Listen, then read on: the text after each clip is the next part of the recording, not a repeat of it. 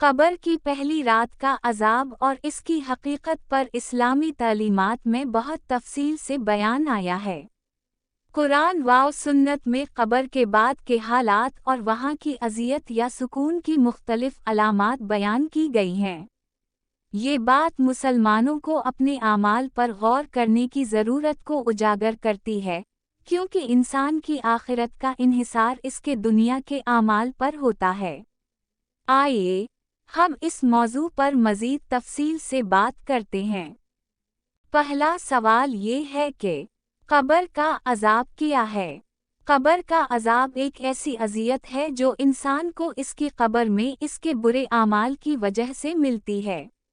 جب انسان کی موت ہو جاتی ہے اور وہ دفن ہوتا ہے، تو اس کی روح کو قبر میں مختلف قسم کے حالات کا سامنا ہوتا ہے۔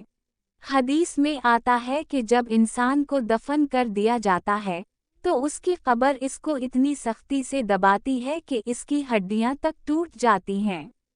اللہ تعالیٰ کے آخری نبی نے فرمایا، قبر انسان کو اتنی تنگ کرتی ہے کہ اس کی پسلیاں آپس میں مل جاتی ہیں۔ اس کا مطلب یہ ہے کہ قبر ایک بہت بڑی آزمائش ہوتی ہے اور انسان کے اعمال پر اس کا اثر ہوتا ہے۔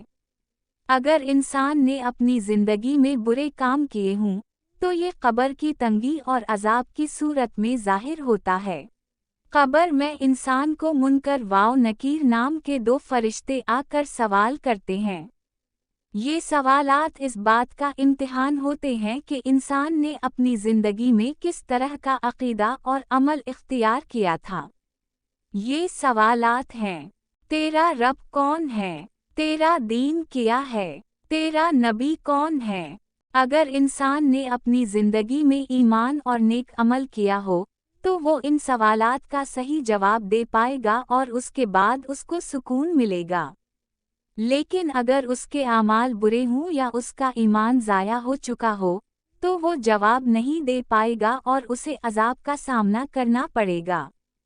اللہ کے آخری نبی نے فرمایا، جو شخص اللہ کے راستے میں ایمان لے آتا ہے، اس کے لیے قبر کی عذاب سے نجات ہوتی ہے۔ قبر میں ملنے والی اذیت اور عذاب کی نوعیت انسان کے اعمال پر منحصر ہوتی ہے۔ کچھ لوگ ایسے ہوتے ہیں جنہیں قبر میں عذاب کا سامنا کرنا پڑتا ہے، جبکہ کچھ لوگ ایسے بھی ہیں جو اپنی قبر میں سکون اور راحت پاتے ہیں۔ گناہوں کا عذاب: جو شخص گناہوں میں ملوث ہوتا ہے، جیسے کہ جھوٹ بولنا، چوری کرنا، زنا کرنا، والدین کی نافرمانی کرنا، تو اس کو قبر میں عذاب کا سامنا کرنا پڑتا ہے۔ حضرت محمد صلی اللہ علیہ وسلم نے فرمایا، کچھ لوگوں کو ان کی قبروں میں اتنا عذاب دیا جائے گا کہ اس کی آواز سن کر باقی لوگ خوف زدہ ہو جائیں گے۔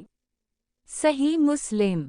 نماز ترک کرنے والوں کا عذاب: نماز دین اسلام کا ایک اہم رکن ہے۔ جو شخص نماز چھوڑ دیتا ہے یا اس میں سستی کرتا ہے، اسے قبر میں عذاب ملتا ہے۔ اللہ تعالیٰ کے آخری نبی نے فرمایا، جو شخص نماز چھوڑے گا، اس کو قبر میں عذاب ہوگا۔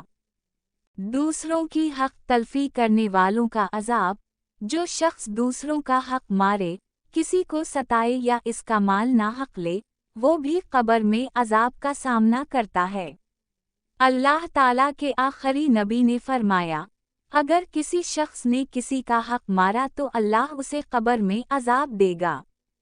اگر انسان نے اپنی زندگی میں اللہ کے ساتھ تعلق مضبوط کیا ہو، نیک اعمال کیے ہوں اور ایمان کی حالت میں وفات پائی ہو، تو اسے قبر میں سکون ملتا ہے۔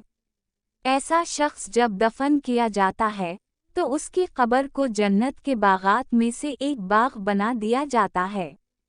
اللہ تعالیٰ کے آخری نبی نے فرمایا، جو شخص اللہ کے راستے میں مر جائے، اس کی قبر جنت کے باغات میں سے ایک باغ بن جاتی ہے۔ صحیح بخاری۔ ایسی قبر میں انسان کو سکون اور راحت ملتی ہے۔ وہ اس کی قبر میں رہ کر خوش رہتا ہے اور اللہ کی رحمت کا سامنا کرتا ہے۔ قبر کا عذاب قیامت کے دن کے عذاب کا پیش خیمہ ہوتا ہے۔ अगर किसी को कब्र में अजाब दिया जाता है तो क़यामत के दिन इसका अजाब और भी सख्त होगा। अल्लाह ताला के आखिरी नबी ने फरमाया, क़यामत के दिन सबसे पहले कब्र का अजाब ख़त्म किया जाएगा। सही मुस्लिम। इसका मतलब ये है कि कब्र की अज़ियत क़यामत के दिन के अजाब से पहले ही एक आज़माइश होती है। जो शख्स दुनिया में अपने आमाल दुरुस्त करता है, अल्लाह की रज़ा के लिए ज़िंदगी गुजारता है, तो उसे कब्र में जन्नत की बशारत दी जाती है। अल्लाह ताला के आखिरी नबी ने फरमाया, अगर कोई शख्स ईमान के साथ मर जाए तो उसकी कब्र जन्नत का हिस्सा बन जाएगी और उसको उसके आमाल का बदला मिलेगा। सही मुस्लिम। नतीजा, कब्र की पहली रात का अजाब एक हकीकत है जो इंसान के आमाल पर मुनहसिर है। अगर इंसान ने दुनिया में नेक अमल किए हों और अल्लाह के साथ अपना ताल्लुक मजबूत रखा हो तो उसे कब्र में सुकून मिलेगा। लेकिन अगर उसके आमाल बुरे हों और उसने अल्लाह की हिदायत को छोड़ा हो तो उसे कब्र में अजाब का सामना करना पड़ेगा। इसलिए मुसलमानों को अपनी ज़िंदगी में नेक आमाल करने की कोशिश करनी चाहिए ताकि वो कब्र की अज़ियत से बच सकें और आखिरत में कामयाब हों।